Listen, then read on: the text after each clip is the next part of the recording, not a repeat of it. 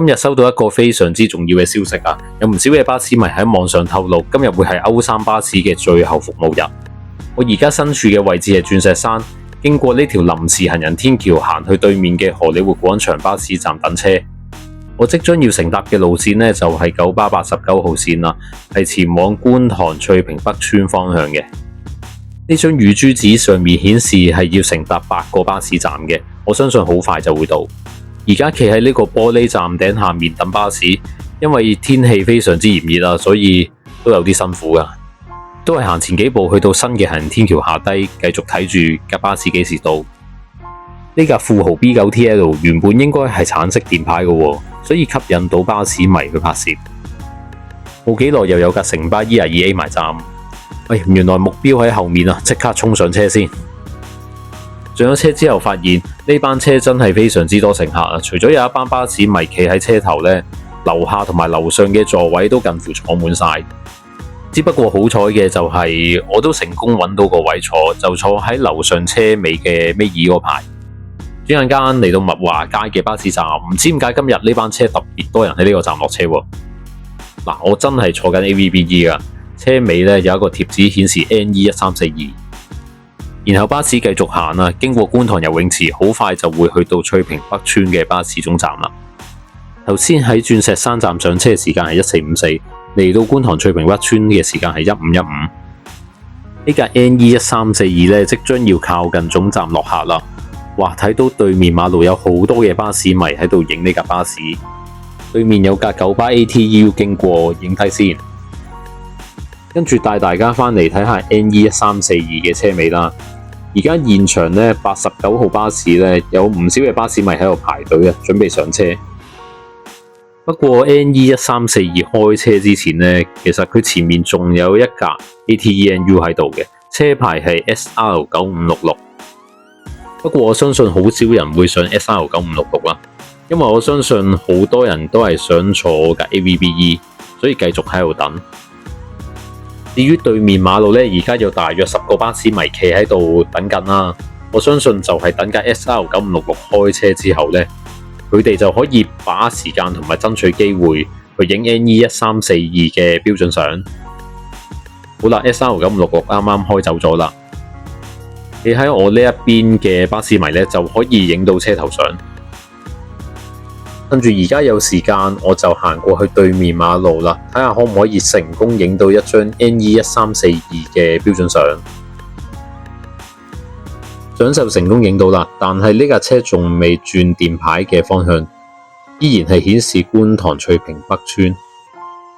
小紅就喺度提醒大家啦，影相嘅同時呢，都要注意人身安全啊，千祈唔好貪一時之快就咁橫過馬路啦。頭先呢啲巴士迷嘅示範呢係唔正確嘅。然後又見到 89C 開咗一架 ATEE， 當然要影低啦。九巴師兄頭先將架車拉咗上前，同埋轉咗電牌方向啦。而家終於影到89號線瀝源嘅方向。影完相之後呢，我又過返對面馬路，準備等架 NE1342 開車啦。而家有唔少人排隊喺度準備上車，九巴師兄都影返張相留念。小紅當然都唔執輸啦，都要影返張相先。我諗今次係我第一次見到89號巴士呢，竟然總站都會有咁多人上車。另一方面呢，九巴師兄做咗一個正確嘅示範啦，因為有輪椅乘客上車，佢將個地台降低，同埋好輕力咁樣放低個輪椅板。我都跟住上車啦，今次係前往瀝源方向。一上咗車之後呢，就見到樓下車頭串燒手機嘅陣容非常之誇張啦，同埋樓上都有一字排開嘅手機啦，擺喺車頭。我就選擇坐喺樓上靠近車尾嘅位置啦，因為車頭太熱鬧啦，唔係咁適合我。我哋嘅巴士開咗冇幾耐之後呢，會經過和樂村呢個巴士站，同埋再行多一陣呢，就會去到裕民坊嘅巴士站。喺度順便同大家分享一下啦。頭先所講嘅兩個巴士站呢，都曾經有唔少嘅 AVBE 可以拍攝到嘅，因為 28B 線都會經過上述提及嘅兩個站。哇，真係好誇張啊！開咗車冇幾耐，嚟到裕民坊呢架車都差唔多上滿人啦。不過都有啲巴士迷冇上車嘅，我諗佢哋純粹係為咗影相。跟住經過巴士迷都好熟悉嘅啟業門位啦，都有一班巴士迷喺度影相嘅。咁巴士咧又會經過頭先我嘅起點啦，鑽石山站。由觀塘出發，而家用咗大約30分鐘左右進入獅子山隧道，我相信就已經過咗車程嘅一半啦。新田圍村呢個巴士站呢，我都曾經試過喺呢一度落車，跟住行落去巴士總站嘅，就係為咗影281M 嘅最後服務日。冇幾耐就嚟到沙田市中心，呢個應該係唔少乘客所講啦，俗稱嘅大站啦，因為一定有人喺度上落車。或見到有一架城巴新裝嘅 B8L 啊，行580，跟住有一架。我睇唔到係 ATEE 啦，定係 ATU 行282。如果你哋知道係邊個型號呢，留言話俾我知啊。跟住好快呢，就會去到瀝源巴士總站啦。呢個總站嘅一大特色呢，就係要穿過一座公屋下低，好似火車捐山窿咁樣，先至可以返到去巴士總站嘅。咁現場所見呢，瀝源巴士總站都有唔少嘅巴士迷喺度影相啦。巴士即將準備落客，一打開門呢，唔少人都即刻衝去車頭嗰度影相啦。因為前面太多人啦，所以我影咗車尾先。嗱，冇呃你哋㗎，車頭真係好多人堆咗喺度。影完車尾，跟住先行返上嚟影車頭啦。巴士落完客之後呢，師兄都將架車拉返上前啦。好多人企咗喺車頭嗰度影相，咁影完之後呢，又要排隊啦，因為現場真係好多人啦。如果唔排隊呢，隨時有機會上唔到車。又準備上車啦，今次要坐嘅方向呢，就係前往觀塘翠屏北村。我覺得今日真係好誇張啊！竟然喺瀝源總站啊，單單一個站都可以坐滿晒人。因為今日借出咗一架 AVBE 咋，所以唔怪得咁多巴士迷集中去坐同一架車啦。我哋開咗車冇幾耐呢，咦，見到有一架城巴嘅大食位啊 B8L 啊，唔使問啦，車隊編號就係52108啦。佢而家正在行走 B8 路線前往香園圍方向，吸引到車上面嘅一啲巴士迷都影一影呢架車，包括我在內啦，我都影緊。新田圍村嘅巴士站對面啊，行人天橋都企咗巴士迷喺度揸長鏡影相啦。順便喺度介紹一下啦，新田圍村最特別嘅一座裕惠樓啊，舊十字形係唯一一座。話咁快，我哋呢架 NE1342呢，即將準備進入獅子山隧道。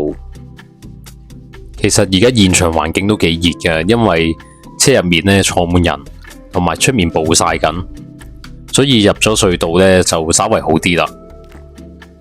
而家身處喺龍翔官立中學，望向對面嗰個方向呢，都比較車多啊，啲車要慢慢行啦，因為都幾塞車。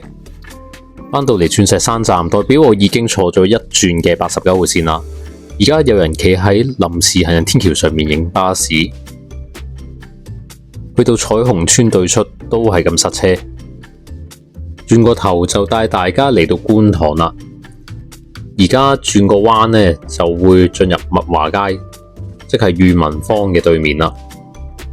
喺現場又見到有幾個巴士迷企喺裕民坊嗰度影相，同埋呢個站呢都比較多人落車啊。眨下眼呢程車又去到尾聲啦。